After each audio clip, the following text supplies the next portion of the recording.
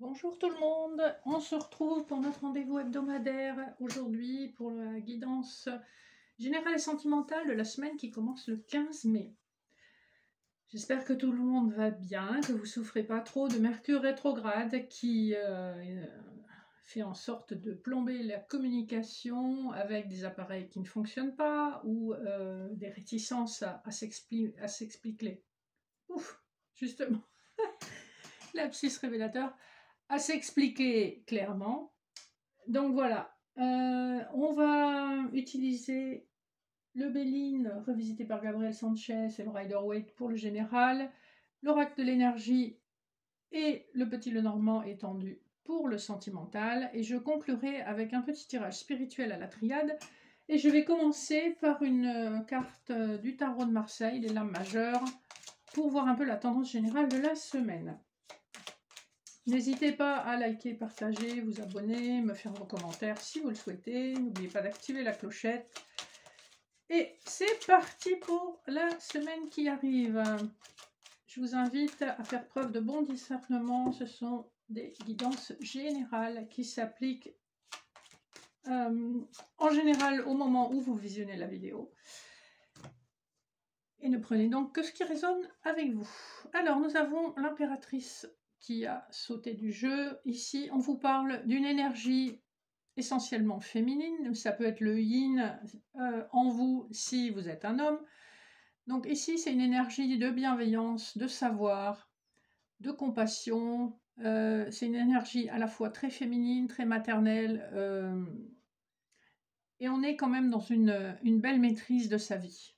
Donc c'est plutôt une carte sympa pour commencer avec les énergies de la semaine. Avant de regarder les couplets Béline, Rider-Waite, on va regarder les dos de deck comme d'habitude. Alors au dos du Béline, nous avons la paix, les honneurs, le hasard, le feu. Ici, il est question quand même d'une énergie assez forte, puissante, hein, parce que le feu, c'est un peu l'énergie de la passion. Ça peut être un feu de paille, mais on nous dit que manifestement non, c'est protégé, qu'il y a quand même des belles récompenses à récupérer. Ça m'inspire plutôt des récompenses sur le plan professionnel avec les honneurs. Hein. Au Rider-Waite, qu'est-ce que nous avons? Nous avons le 3 de denier, le 4 de coupe, la mort et le 6 d'épée. Ici, ça parle plus de sentimental à mon avis. Il est question d'une transformation, de laisser les blessures du passé derrière soi, d'accueillir vraiment cette transformation assez radicale et fondamentale qui s'est probablement déroulée sur plusieurs semaines, voire plusieurs mois, voire plusieurs années pour certaines personnes, hein, qui sont un petit peu longues à accueillir les changements. On nous parle effectivement d'une nostalgie. On vous invite à ouvrir les yeux sur ce qui se présente autour de vous et à ne pas perdre la foi, même si dans l'immédiat, ça ne vous aide pas forcément. On vous dit, allez de l'avant, quoi qu'il en soit. Premier couplet, nous avons, voilà, l'amour et l'as de Pentacle. Ici, clairement, il y a une offre d'union amoureuse, une nouvelle offre avec quelqu'un. On part sous de bons auspices puisque la carte de l'amour parle d'un amour partagé et sincère. La petite colombe qui est au milieu de la carte nous parle effectivement de nouvelles. Et l'as de Pentacle parle d'une concrétisation de la possibilité de matérialiser cette union dans la matière. C'est pas juste des petites idées avec des petits oiseaux, des petites fleurs. Là, on parle de quelque chose de concret qui se stabilise et s'ancre dans la matière, des projets communs, de vie commune, peut-être d'achat en commun ou en tout cas d'emménagement ensemble, ce genre de choses. Hein. Pour certains, il peut même s'agir de faire un travail ensemble hein, ou de commencer une entreprise ensemble. Voilà, on commence fort. Hein. Alors, en milieu de semaine, qu'est-ce que nous avons? Nous avons la pensée, l'amitié et l'as de bâton. On va aller dedans. Ça dépote. La pensée, l'amitié, donc évidemment, c'est le fait que quelqu'un pense à vous de façon très loyale, fidèle, bienveillante. Et l'as de bâton, ici, on parle effectivement d'un nouveau commencement. Alors ici, on est sur un couplet qui peut être amical ou amoureux, effectivement, mais ça peut également être professionnel, hein, puisque les bâtons parlent aussi d'entreprise. Hein. mais ça fait 2 as là qu'on sort. Donc on sent que vraiment il y a un nouveau commencement. Et si c'est sur le plan relationnel, avec l'as de bâton, vous êtes sûr que ça va dépoter. Il y aura vraiment énormément de passion. Ensuite, pour finir la semaine, nous avons les ennemis et le 8 de pentacle. Ici, probablement, les décisions que vous prenez ne plaisent pas à tout le monde, hein. On voit que c'est une carte qui fait un peu peur, hein, avec ce rouge assez rouge sang, assez vif, voire violent, avec sur le fond un serpent qui nous parle d'inimitié, qui nous parle de jalousie, de perfidie, de trahison, enfin tout y est. C'est une carte qui est placée sous la planète Mars, hein, donc on est dans quelque chose d'assez violent, que ce soit dans le verbal ou parfois dans les actes. Et on voit qu'il s'agit probablement d'une dispute ou de discussion houleuse autour d'une problématique matérielle ou financière avec le 8 de denier. Vous êtes probablement l'énergie créatrice dans une association ou dans un couple, et vous avez récolté ce que vous avez semé, donc le fruit de votre dur labeur, et évidemment, il y a quelqu'un qui veut un morceau du gâteau. C'est vraiment ce que ça m'inspire, hein. Donc, sur le plan professionnel, ça peut être des jalousies assez virulentes par rapport à votre succès, alors que vous avez tout fait pour l'obtenir. Et sur le plan personnel, s'il s'agit d'une séparation, ça me fait vraiment penser à quelque chose qu'on est en train de trancher. Et ben, l'autre partie veut récolter la moitié de votre gâteau, même si c'est vous qui avez tout préparé. Voilà, en gros, l'image que ça m'inspire. Donc c'est une semaine qui est importante.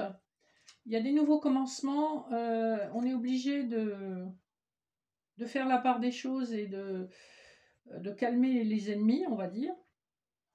Mais c'est une semaine importante où on nous parle effectivement sur le plan professionnel d'une possibilité d'ascension, d'un nouveau départ, et sur le plan affectif également, il y a quelque chose qui a le potentiel de se matérialiser. On part directement sur le sentimental, on va regarder les dos de deck du Petit Lenormand. Nous avons le vaisseau, les oiseaux, le cercueil, le soleil, la lettre. Ici, on nous parle manifestement de quelque chose d'une relation qui a mis du temps. Le vaisseau, c'est vraiment une carte de lenteur. On avance, mais c'est vraiment très très lent. On a eu beaucoup d'échanges assez légers. On voit que c'est une relation qui est passée par une phase de transformation assez radicale. Ici, on rejoint un peu le dos de deck qu'on avait tout à l'heure dans le Rider-Waite, où on avait la mort, hein. Le sarcophage, c'est exactement la même chose. En plus, vous avez Anubis, hein, donc le dieu de la mort. Ici, on nous parle d'une transformation nécessaire, hein. On aura mis du temps à accéder à cette transformation. Voilà les énergies du dos de deck. Mais donc, c'est des énergies qui sont là maintenant. De l'autre côté, nous avons le second chakra, la femme qui pense, Caring Connections, et l'ange de l'amour. Donc on sent bien sur le plan relationnel que vous êtes en train de retrouver un équilibre et que vous sentez que cet amour sincère est à portée de la main. Ça vous fait beaucoup penser. Ici, on vous dit, soyez à l'écoute de votre corps, de vos chakras, justement, qui sentent intuitivement si c'est la bonne personne pour vous, hein. Notre corps a souvent des informations que notre mental n'a pas. Donc, soyez à l'écoute de votre corps et de votre intuition. Premier couplet début de semaine, le contrat et l'énergie du consultant, l'énergie masculine. Ici, très probablement, on vous parle d'un contrat d'âme où il a été question, effectivement, de se retrouver avec une personne. Et on voit que cette énergie masculine, ici, a le regard tourné plutôt vers la droite, donc vers l'avenir. C'est quelqu'un qui envisage désormais un avenir avec une certaine personne, ça peut être vous, hein, si le tirage s'applique à vous, et on sent qu'il y a un contrat d'âme et que c'est un contrat qui a été bien pesé. Donc vous aurez probablement des discussions à ce sujet. En milieu de semaine, nous avons l'ange de la force et les masques. Ici, très probablement, si vous êtes une énergie féminine, on vous invite à faire appel à toute votre force intérieure pour voir au-delà des apparences. Parce qu'il semblerait que dans une relation, on n'ait pas toutes les informations, hein. Le masque parle. Alors, on peut penser à la trahison, mais ici, je dirais plutôt que ce sont des éléments cachés. On n'a pas accès à toutes les informations. Et vous voyez que le personnage sur cette carte est très confiant. Ici, on vous dit, restez dans cette confiance, dans cette force intérieure, même si vous ne disposez pas de tous les éléments. Donc, on vous dit de garder la foi. Et en fin de semaine, yin-yang et l'énergie de la lune. Encore une fois, avec l'énergie de la lune, on ne voit pas forcément tout. Il y a une part d'ombre, il y a des éléments qui restent dans le flou. Mais avec le yin-yang, on vous invite à tout de même conserver votre équilibre. C'est une situation qui va s'éclaircir dans le mois qui vient, sous une liaison, à savoir 28 jours. Vous allez avoir des éclaircissements. Je pense que vous avez remarqué que ces dernières semaines, on a toujours un peu les mêmes messages. Il y a des blocages, il y a des retards, notamment dus à Mercure rétrograde et au fait que tout le monde n'en est pas au même point dans sa situation. Et que quand on attend, c'est toujours très long, c'est lent, c'est exaspérant, hein. Moi, je ne suis pas quelqu'un de patient, donc je compatis avec vous tous et vous toutes. On vous invite ici à vous ancrer dans la matière, à vous occuper l'esprit pour ne pas sombrer dans le doute, etc. Alors, avant de conclure notre petit tirage, je vais vous faire un tirage spirituel pour voir un peu où vous en êtes.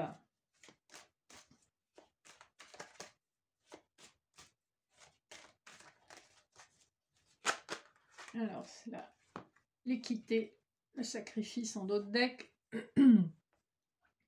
Clairement, vous êtes en train de guérir de quelque chose qui vous a coûté. Et on voit que ça va être source d'élévation. Alors, on va voir. La base du tirage, la base de votre vie spirituelle, ce qui représente un défi pour vous, ce qui va vous aider, et enfin le résultat. En d'autres decks, on a le retour, la naissance. Clairement, on vous dit ici qu'il y a des problématiques qui n'ont pas été réglées lors de vies précédentes, hein, d'où retour naissance, et que ces problématiques reviennent pour que vous en occupiez sérieusement. Et c'est ce qu'on fait à chaque incarnation. Alors, à la base de la pyramide, nous avons le temps, l'âme et le papyrus.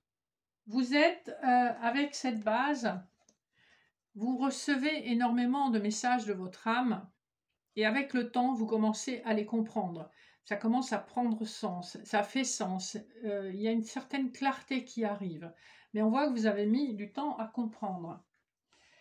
Ce qui fait obstacle à votre élévation, ce sont les erreurs répétées, donc les erreurs de jugement, les erreurs de comportement, des erreurs dans vos actions. Ce qui peut vous aider, c'est la protection de vos guides. Et ce vers quoi vous tendez, c'est la pénitence. Donc en fait, à chaque fois que vous vous trompez de chemin, eh bien c'est douloureux et vous avez l'impression de ne pas comprendre pourquoi le sort s'acharne sur vous. Ici, clairement, on vous dit, soyez plus à l'écoute des messages de votre âme et de vos guides. Soyez plus ouverts à prendre un autre chemin que celui que vous prenez d'habitude. Soyez plus confiants aussi. Alors, on va recouvrir la pénitence quand même. Nous avons l'isolement, l'homme, la mutation et le retour. Ça tourne en rond, hein. On voit qu'effectivement, ça concerne probablement plutôt une énergie masculine puisqu'on a sorti la carte de l'homme. C'est un homme qui est un homme qui est proche de vous, hein, puisque ça sort ici. C'est vous si vous êtes un homme. Clairement, La vie vous représente les mêmes problèmes et vous utilisez les mêmes solutions. Mutation, retour, on vous dit clairement que si vous ne changez pas, vous ne pouvez pas changer le résultat. Donc il y a quelque chose qui est bloqué à l'intérieur de vous. Et en plus, on vous dit que ça va recommencer éternellement, hein. Donc clairement, il y a un message d'une libération à faire, probablement comme ça au feeling, c'est sur le plan émotionnel, hein, puisque je pense que beaucoup d'hommes, plus que les femmes, sont dans le mental. On est beaucoup dans l'analyse, dans ce qui est cartésien. Ici, clairement, on vous dit de vous connecter à votre âme et de vous connecter à votre cœur. Et on vous dit d'écouter vos rêves. Voilà, et oui, de ne pas écouter les mensonges ou les faux semblants, de lever les doutes par rapport à ces messages. Et on insiste bien sur le fait que vous recevez beaucoup de messages, hein. Voilà. Vous avez vécu beaucoup de traversées du désert sur le plan sentimental parce que vous n'écoutez pas votre âme. Vous n'écoutez pas les vrais besoins de votre cœur et vous avez semé pas mal de malheur, pas mal de tristesse autour de vous sur le plan sentimental. C'est bien une problématique amoureuse, parce que quand je dis amoureuse, je parle de l'amour au sens large, plutôt l'amour conditionnel.